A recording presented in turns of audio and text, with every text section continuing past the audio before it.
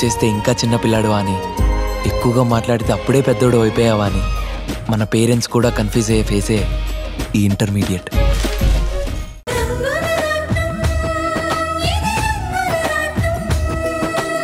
నాని, ఇంటికెలా వచ్చావురా? నన్ను తీసుకురావడానికి మా స్కూల్కి ఎవరూ రాలేదుగా.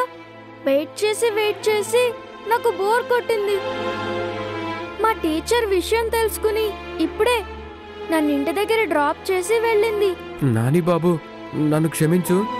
నేను ఒక పని మీద బయటికి వెళ్లాల్సి వచ్చింది. అమ్మగారికి నేను ముందే చెప్పాను. శివ అంకుల్ రాకపోతే నువ్వైనా స్కూల్కి రావాల్సింది కదా. అమ్మగారు వచ్చారా? నాని బాబు స్కూల్ నుండి వచ్చినప్పటి నుంచి మీకోసం ఎదురు చూస్తూనే ఉన్నాడు.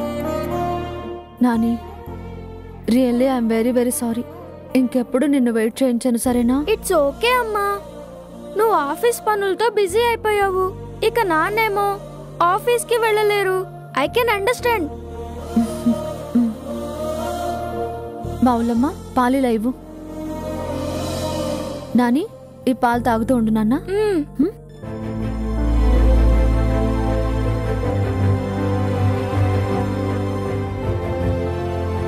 మా ఊళ్ళమ్మ, అత్తయ్య మావయ్య ఏరి? లోపల ఏమైనా ఉన్నారా? వాళ్ళెవ్వరూ లేరమ్మా. లేరా? ఎక్కడికెళ్లారు? తెలీదమ్మా. నేను మా ఇంట్లో పని చూసుకొని వచ్చేసరికి ఇక్కడ ఎవ్వరూ లేరు. ఆశ్చర్యంగా ఉంది. అత్తయ్య మావయ్య ఎక్కడికెళ్ళినట్టు? చిన్నమ్మగారు, ఒకసారి పెద్దయ్య గారికి ఫోన్ చేసి కనుక్కోండి. అలాగే.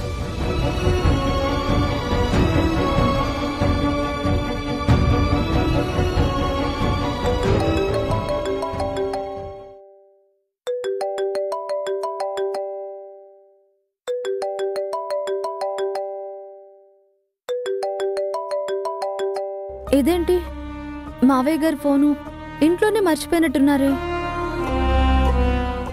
అయ్యో, నాతో ఒక్క మాట అయినా చెప్పలేదమ్మా.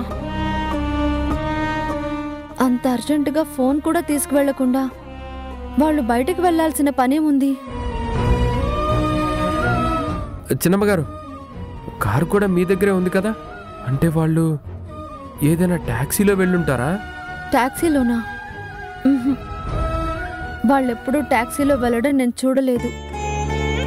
పని మీద నేను బయటకు వెళ్ళొచ్చేలోగా ఏం జరిగిందో ఏంటో. నాన్న కూడా లేరేంటమ్మా? మీ నాన్నకి ఫిజియోథెరపీ చేయడానికి హాస్పిటల్కి తీసుకువెళ్లారు. ఉండు, ఎంతసేపట్లో వస్తారో నేను ఫోన్ చేసి కనుక్కుంటాను.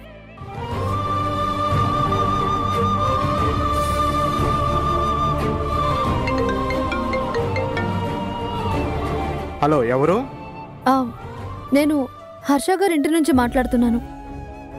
ఆయన ఫోను మీరు తీసారేంటి? హర్ష సార్కి ఇంకా ఫిజియోథెరపీ జరుగుతుందండి. మధ్యలో డిస్టర్బ్ కాకూడదనే ఫోన్ నాకిచ్చి వెళ్ళారు. అవునా? ఇంకా ఎంతసేపు పడుతుంది? పికప్ చేసుకోవడానికి నన్ను అక్కడికి రమ్మంటారా? అవసరం లేదండి, ఒక పావు గంటలో అయిపోతుంది. సార్ని మేమే ఇంటి దగ్గర డ్రాప్ చేస్తాం. సరే, మీరు జాగ్రత్తగా తీసుకురండి. అలాగేనండి. అమ్మగారు, నందిని అమ్మ కూడా ఇంట్లో లేరు. ఒకవేళ తనే వాళ్ళిద్దరినీ ఎక్కడికైనా తీసుకెళ్ళిందేమో. అదే జరుగుంటుంది. నందిని గారికి ఫోన్ చేసి చూడండి.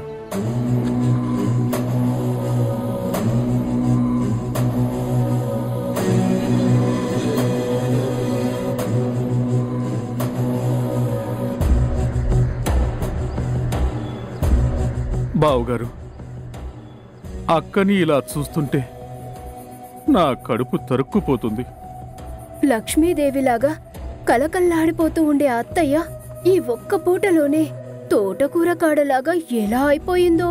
అక్కడికి వద్దు పార్వతి, అసలే నీకు డస్ట్ ఎలర్జీ అని చెప్తూనే ఉన్నాను. నా మాట వింటేనే కదా. ఏం చేస్తాం బావుగారు, కోడలు ఉండి కూడా అక్కకి ఇంట్లో పనులు చేసుకోవాల్సిన గతి పట్టింది. పని మనుషులేమో సరిగ్గా పని చేయరు. ఇప్పుడు మా అక్క అయితే ఇంట్లోనే ఉండదు.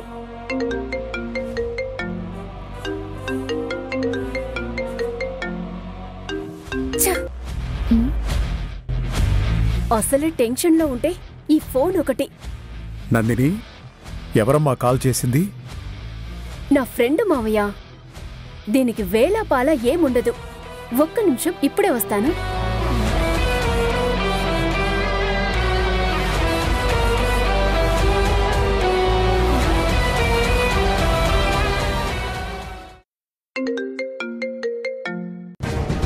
హలో అక్క. నందిని, ఎక్కడున్నావు? చిన్న పని మీద బయటకొచ్చానక్క. ఎందుకు కాల్ చేశావు? నేను వచ్చేసరికి అత్తయ్య మావయ్య ఇద్దరు ఇంట్లో లేరు. ఎక్కడికి వెళ్లారో తెలియక నీకు కాల్ చేశాను. అయ్యో, వాళ్ళ గురించి నాకు అస్సలు తెలీదక్కా. అవునా, సరేలే. మాధవి, నా ముందే ఫోజులు కొడతావు కదూ. ఇన్నాళ్లకి నా టైం వచ్చింది. ఇప్పుడు చూడు నీతో ఎలా ఆడుకుంటానో. కిక్ బాక్సింగ్ ఆట. రక్తం చిందకుండానే నీ చేత కన్నీళ్లు కార్పిస్తాను.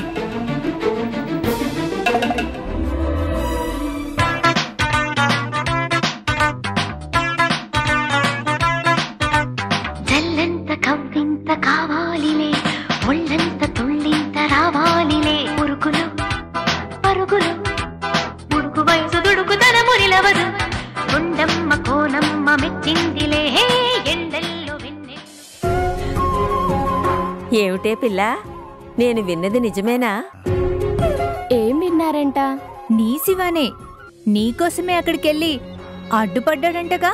మరి నా శివ అంటే ఏమనుకున్నారు? ఎప్పుడు వచ్చాడన్నది కాదు పెద్దమ్మా, బుల్లెట్ దిగిందా లేదా అని. మొత్తానికి రుక్మిణీ కళ్యాణంలో శ్రీకృష్ణుడు రుక్మిణీదేవిని ఎత్తుకొచ్చినట్టు శివ ఇన్నాళ్లకి నీ ముచ్చట తీర్చాడన్నమాట. అంత లేదులే కాని దాదాపుగా అంతే. ఇదిగో మళ్ళీ అందరికన్నా ముందు నువ్వు నాకే థ్యాంక్స్ చెప్పుకోవాలే. ఎందుకో? నన్ను కాపాడింది మా ఓడు. ఆ మీ ఓడికే జరగబోయే ప్రమాదం గురించి ఫోన్ చేసి చెప్పింది నేనే. మరి అయితే అక్క, నీకొకటేంటి కోటి కోట్ల థ్యాంక్స్లు.